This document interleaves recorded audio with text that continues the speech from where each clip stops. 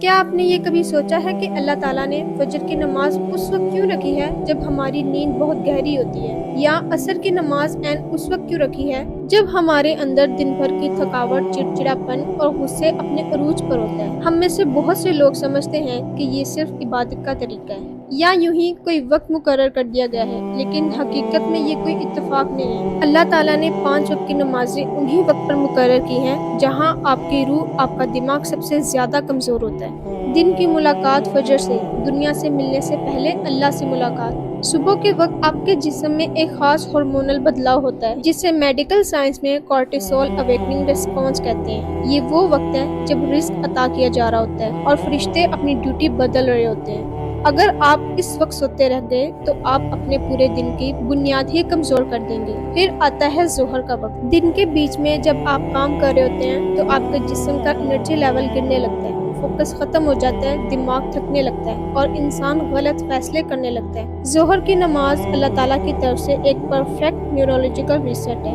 یہ آپ کے دماغ کے بوجھ کو کم کر کے آپ کی توجہ کو دوبارہ بیلنس کرتی ہے۔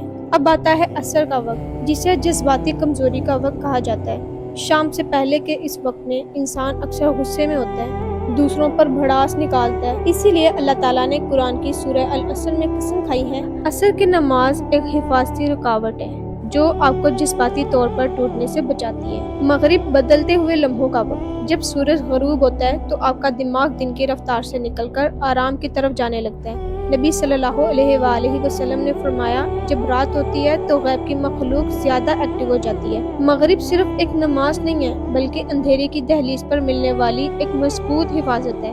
اور آخر میں عشاء، اندر کی دنیا کی حفاظت۔ جب اندھیرا چھا جاتا ہے تو انسان کی اوور تھنکنگ بڑھنے لگتی ہے، دل عجیب سا جذباتی ہو جاتا ہے اور بوجھ محسوس ہوتا ہے۔ اسلام میں نیند کو ایک چھوٹی موت کہا گیا ہے جہاں آپ کی روح قبض کی جاتی ہے۔ عشاء کی نماز غیب کی دنیا میں داخل ہونے سے پہلے آپ کی آخری حفاظت ہے۔ یاد رکھیں، جب آپ ایک نماز چھوڑتے ہیں تو آپ ایک فرض نہیں چھوڑتے بلکہ آپ وہ خاص لمحہ چھوڑ دیتے ہیں جو خالق نے آپ کو سنبھالنے اور سکون دینے کے لیے بھیجا تھا۔ اللہ ہمیں اور ہماری نسلوں کو 5 وقت کی نماز پڑھنے کی توفیق عطا فرمائے، آمین۔